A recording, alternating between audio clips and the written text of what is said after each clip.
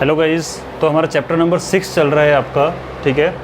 Exercise 6.3 के question 1 तक मैंने करवा दिए हैं। आप प्लेलिस्ट में चेक कर सकते हो उस चीज़ को, जिसका भी पहले तक का पोर्शन बचा हुआ है। तो ठीक है, लाइन्स एंड एंगल्स अपने चैप्टर में आप क्वेश्चन नंबर 2 लेके आए हैं और आज हम कंप्लीट करेंगे इसको, एक्सरसाइज को। हाँ जी, तो इसमें क्या दिया हुआ है कि आपको एक ट्राइंगल दिया हुआ है XYZ, जिसमें एंगल X 62 डिग्री है। ये पूरा एंगल XYZ ये पूरा 54 है। फिर आपको बोला हुआ है कि जो YO और ZO ये बाइसेक्टर हैं, किसके? इस एंगल का बाइसेक्टर और इस एंगल का बाइसेक्टर, और दोनों मिलकर एक पॉइंट पे जाके O पॉइंट पे मिल जाते हैं। आपको फाइंड करना है OZY,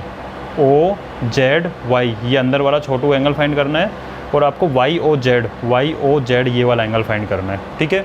चलो अब देखो प्रोसेस क्या रहेगा करने का, ध्यान देना इस चीज़ के ऊपर। मैं एक बार के लिए इसको मिटा देता हूँ, एक बार के लिए हम इसको मिटा देते हैं। अब आप मुझे बताओ, ये वाला एंगल आपको 54 दिया हुआ है, ठीक है।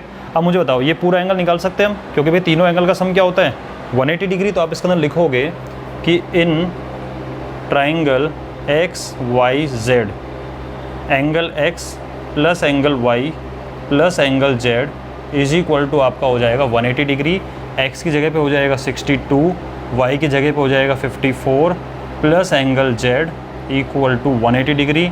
और यहाँ से एंगल Z की वैल्यू होगी 180 डिग्री में से इन दोनों का सम करोगे तो क्या आएगा 60 50 110, 110 के बाद में 6 तो 116। अगर 120 होता 120 होता 60 बचता, ये बचेगा 64।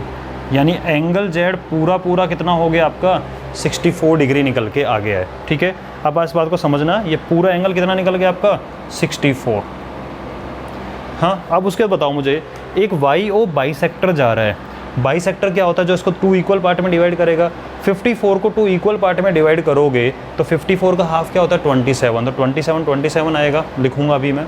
ऐसे ही 64 जो है इसके भी बाइसेक्ट करोगे, 2 इक्वल पार्ट में डिवाइड करोगे। 64 का हाफ क्या होता है 32, तो 32 करके 2 इक्वल पार्ट आएंगे, बस हो गया हमारा काम, ठीक है। ये समझाने वाली चीज़ थी, तो यहाँ तक ये हो गया अपना। उसके बाद में क्या हो रहा है अपना एक्चुअल में कि यहाँ से आपका जा रहा है बाइसेक्ट होते हुए। तो मुझे भी बताओ, ये 27 आएगा, ये भी क्या आएगा 27, ये 32 आएगा, ये भी क्या आएगा 32, ये O है।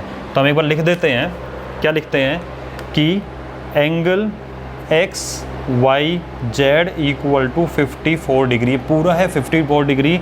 इसका मतलब जो एंगल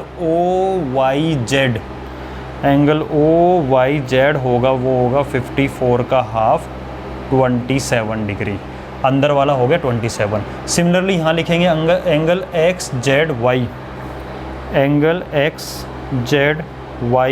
इक्वल टू 64 डिग्री। इसका मतलब एंगल OZY, ये अंदर वाला एंगल क्या हो जाएगा, एंगल OZY हो जाएगा इसका हाफ 64 का हाफ 32 डिग्री। अब मुझे बता आपसे क्या क्या पूछा है। आपसे पूछा है OZY, तो OZY तो आपका आंसर हो गया, निकला अभी हमने 32 डिग्री, एक आंसर निकल गया। उसके बाद पूछा है आपसे एंगल YOZ, ये वाला एंगल पूछा है। कौन सा एंगल पूछा है आपसे? ये एंगल पूछा है, ठीक है। अब मुझे एक चीज़ बताओ, थोड़ी देर के लिए हम ये समझ लेते हैं कि ये है ही नहीं कुछ ऊपर वाला हिस्सा, ठीक है। समझने के लिए मैंने इसको मिटा दिया। अब मुझे बताओ, ये एक ट्राइंगल है, इन तीनों एंगल का सम क्या होगा 180 डिग्री होगा कि नहीं होगा? तो बस आपको वो लिखना, इसको नोट कर लो अगर पॉज करके, मैं मिटा रहा हूँ। हाँ जी, तो आप क्या लिखोगे कि इन ट्राइंगल OYZ, इस ट्राइंगल में angle O plus angle Y plus angle Z equal to 180 degree. तो angle O plus 27 plus 32 degree लगा लेना बेटा, ठीक है। मैं भूल जाता हूँ लगाना कभी कभी। ये 180 डिग्री, तो एंगल O की वैल्यू होगी 180 डिग्री माइनस, इन दोनों को ऐड करोगे 30 20 50, और ये हो जाएगा 59। 60 होता तो 120 बचता, तो ये बच जाएगा 120। तो एंगल O की वैल्यू निकल गई आपकी 121, हो गया काम। इसका मतलब है जब हमें जिस की रिक्वायरमेंट और जिस पोर्शन की रिक्वायरमेंट होती है ना डायग्राम के अंदर, हमें सिर्फ उस पोर्शन पे फोकस करना होता है, बाकी पोर्शन को थोड़ी देर के लिए भूल जाओ। भूलने के लिए आपको क्या करना है, उसको माइंड में सोचना है। मैंने यहाँ पे आपको लिख के बता दिया है। अब नेक्स्ट क्वेश्चन लेके आता हूँ मैं।